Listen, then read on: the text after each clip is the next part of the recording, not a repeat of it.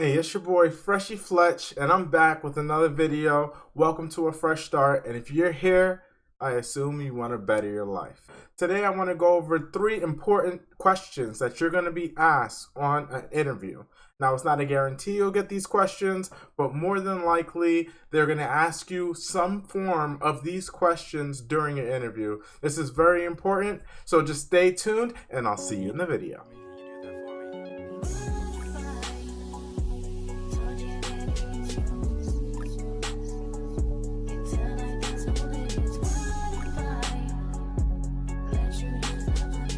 Alright, well, thank you all for tuning in to a fresh start. If you're watching this, I assume you want to better your life.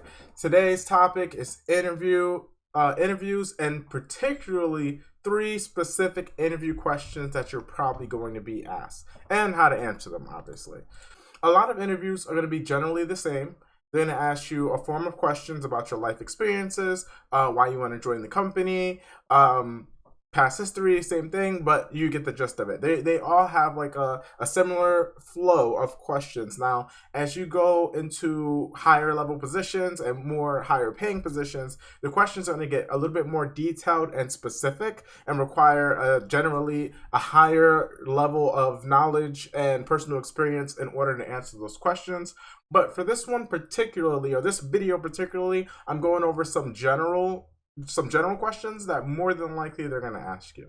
So question number 1 that you're more than likely going to get on an interview, you may not even know that it was a question, but it is. The question is, tell me about yourself. So tell me about yourself. That's a very generalized question, isn't it? Hey, my name is William. I make YouTube videos. I like to work out sometimes and eat healthy, and I want to make people better their lives. Okay, cool. You can give that answer, or you can tailor it to the company that you're applying for.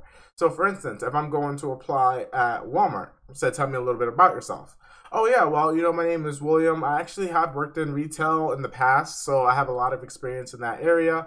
I used to handle doing the trucks when I worked at this place, and then also I stocked shelves, and I did a lot of customer service when I worked at this place and that place. You see the difference there?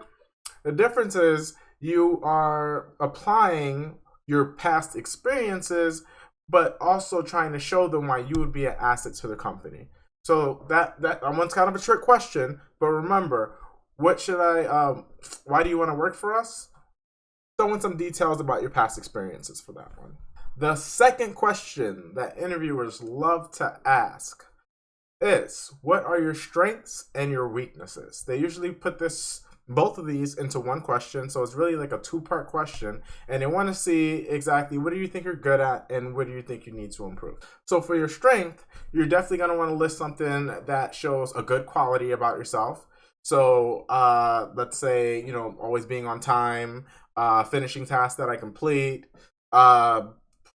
being able to analyze a situation and think of creative solutions, like anything like that shows that, your strength, for lack of better words. So for your weakness, this one is kind of like a trick question as well. You can answer this in many different ways depending on the position that you're applying for. For instance, you could say, like, if you have a job that requires you to multitask a lot and it's very high demanding, you could say, oh, well, I really want to work on my time management, and I have been. I came up with a schedule that lists my actions that I need to take, or the tasks for the day step by step, so that I'm always on time and I never miss anything, nothing ever falls through the cracks, which is good. The second option to answer this question for what are your weaknesses is to secretly list a strength inside of your weakness.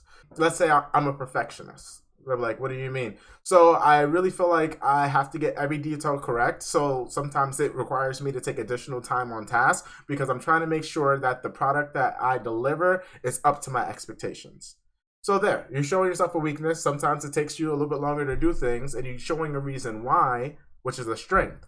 Because you're a perfectionist, you're trying to get every detail right, showing that you have attention to detail and that you provide quality work.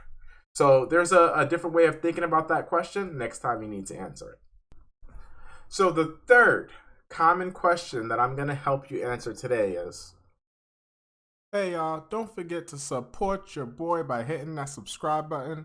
Also, you will be notified daily when I come out with videos. Anyway, I'll let you get back to it. Why do you want to work for a company? I mean, obviously you need a job. Obviously you need money. But generally, that's not really what you're going to want to say in most circumstances. Don't get me wrong, there's going to be times where you are applying for a seasonal role or a temporary position, and you're just like, yeah, I need some extra money to make it through the summer or something like that, and that's totally fine. But if you're looking for a job that you want to make a career, first of all, say that. Say, I'm looking for a career, I'm looking for stability, and I hope that you are if you're looking for a job. I hope you're not just looking for something for right now, but if you are, nothing's wrong with that. It will improve your odds generally if you're showing that you want to grow with the company. It takes a lot of money to hire an employee because you have to do the hiring, you have to do the training, if they break something, whatever. It costs a lot of money to hire an employee. So what companies usually try to tend to avoid is have to hire someone, then fire someone, then hire someone else, retrain them, go through the process all over again. So you want to show them that you are in it for the long haul. In addition, do your research. You should have already looked up the company online. You should have seen what it is that they do and make sure that it aligns with what your goals are. So let's say for me, I'm not a big pet person. You know what I mean? So I'm not going to go to PetSmart and apply there and in the interview be like, yeah, well, I'm not really into pets, but, I just need a job for right now. Like, no. No. You're going to want to go with a company that has your values. It's something that you enjoy doing, and they have a vision that you're okay with following for the time being while you're under their employment. So just to recap, why do you want to work for this company? Do your research and make sure it's something that you actually like doing. And then that's all you have to do is portray that, because it will be the truth. It will come off as genuine, and the interviewers are going to be more likely to pick you for that position. All right, and there you go. Those are the 3 questions that are most commonly asked. Well, maybe not most, but very commonly asked on job interviews.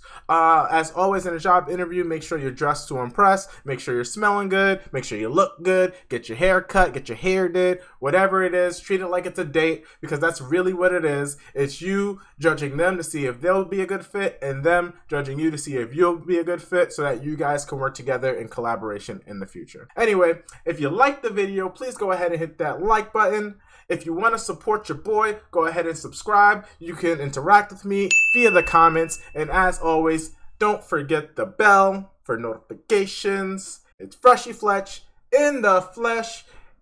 Peace. You do that for me?